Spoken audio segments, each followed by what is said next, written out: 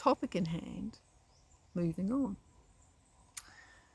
There's a common usage of this idea of it's time to move on. And that idea is that the sooner you do that, the better. Now, that's supposed to be for your benefit, right? Thinking that, the sooner the better that you move on, because it's the person telling you to move on thinks it's going to make you happier to move on.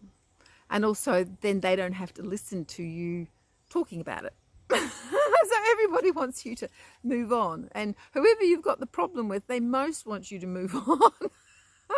Because they don't know anybody to know that anybody's got a problem with them. So it's in everybody's interest to move on except yours. That is, if you, one, have a very narrow view of what is meant by moving on, and two, you try to move on prematurely, or you try to move on immediately or as soon as possible, instead of allowing just like an easing of the issues, if you like, until you have a different relationship with whatever it is that you have to move on from. I think there's a tendency in all religions and all people to, try and push all the stuff we don't want to see away. There is a misunderstanding of when moving on is helpful and healthy, and when moving on is actually like an avoidance tactic.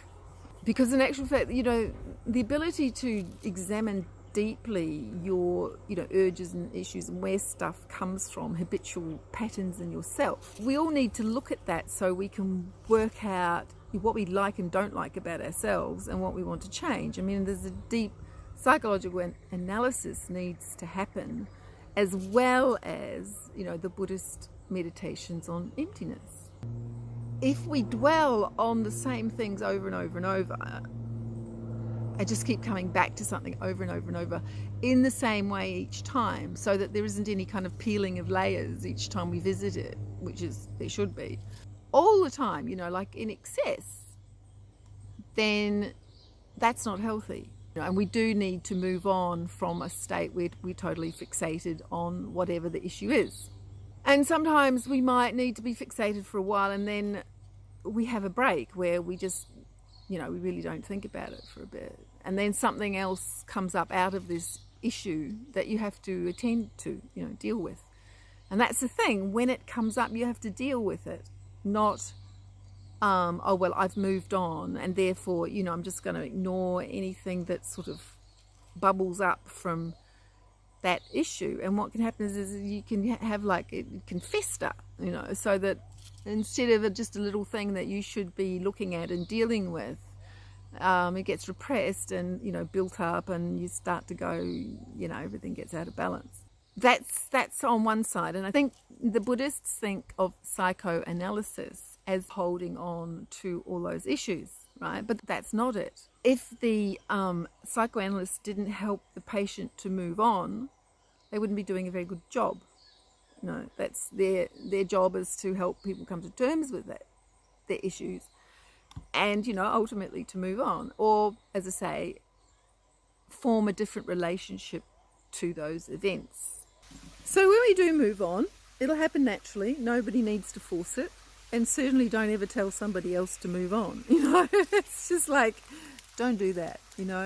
Because moving on is very different for different people, and it's not a straight line, and it's not like there's any point where you can say you've moved on. So what I mean by that is that you never completely expunge traumatic memories. You can repress them. I think a lot of Buddhists are very good at doing that, repressing, but that's not the idea. The fact that people do it is a lack of training on the teacher's part, I think.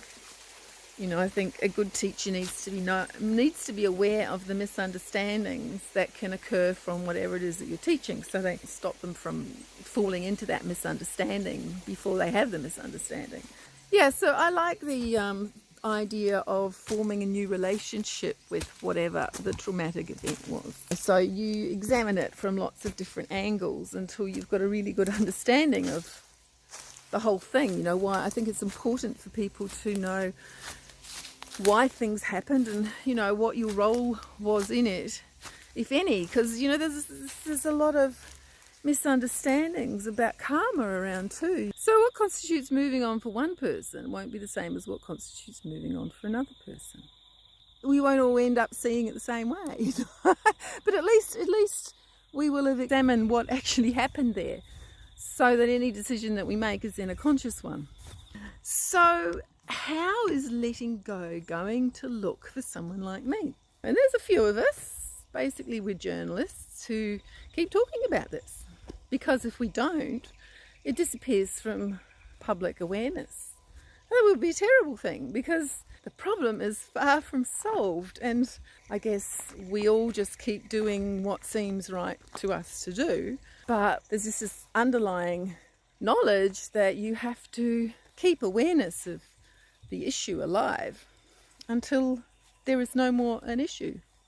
In a way, I moved on the moment I realised, when you see all the different factors at play and how everything changes all the time, it's hard to get attached to events, feelings, thoughts. When I realised Soggy will beat people, like every day, like he always did it, to lots and lots of different people. It was like an illusion just shattered. And in that moment of shattering, I wasn't holding on to anything. Moving on for me, it's a process of reframing my relationship with the event. It's a process of education and illumination and different ways to help other people. I think the other important thing to remember is that no one has ever fully moved on, because you might think you are, but if you're never ever aware of it, then you've suppressed it, because it will always be there as a memory. When we actually push traumatic events, or even just upsetting events or periods in our life, we push them out of the way, rather than letting them sort of bubble around for a while and we, think about them and analyze them and all of that. And then eventually we become less interested, quite naturally, and we get new interests, and sometimes we get pulled back into our old interests because something new comes to light. We're still interested because, it's still interesting. So when you think of moving, that's life. Life is always moving. So in a way, we're always moving on. Now, nothing does stay the same. So our passion over an issue today won't be the same as our passion over the issue tomorrow. The issue might be the same. The fact that there's passion might be the same, but the nature of it will be different. People like me who are journalists and do some form of public media every now and then, we're not always that focused on these topics. Every now and then we think about it and we write something about it, or we do a blog, but we don't, it's like that's not our life. We don't think about it all the time. So our engagement with certain issues, topics, problems, whatever, we dip in and out of it. And we may become less and less interested as time goes past, and certainly a lot of people will. Not everyone is driven by insatiable curiosity like me. And somehow or other, I'm in a position where people just give links to really interesting stuff, so I just go and read it, and the learning is amazing. So, it's like, what am I supposed to do? Like, drop all that, just for the sake of moving on? Because this is somebody's idea that I have to move on. When all this study, basically this reading, and this most of what it is, and this discussion, this interaction with other people, it's wonderful. It's so enlightening and so inspiring that, the idea that you should somehow just, let that go and move on from that is absurd. As long as it interests you and you get some positive value out of it, then you keep doing it. The negative side of that is when someone obsessively goes over and over the actual situation that caused the trauma. It's when the thoughts are kind of churning around without slowing down, so they take hold and that's all the person can see. That's the unhealthy holding on, if you like. Okay, so we don't want to dwell on anything that's negative and making us upset, obviously. I mean, that's the criteria, isn't it?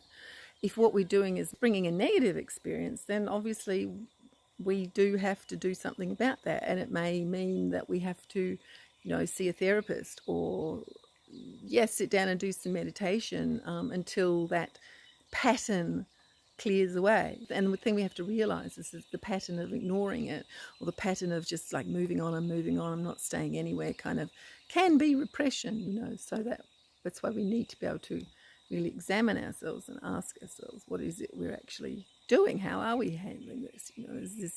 Is this really moving on, or have I just squashed something here? It's going to come up and bite me in the butt later. Anyway, so that's the ins and outs of moving on.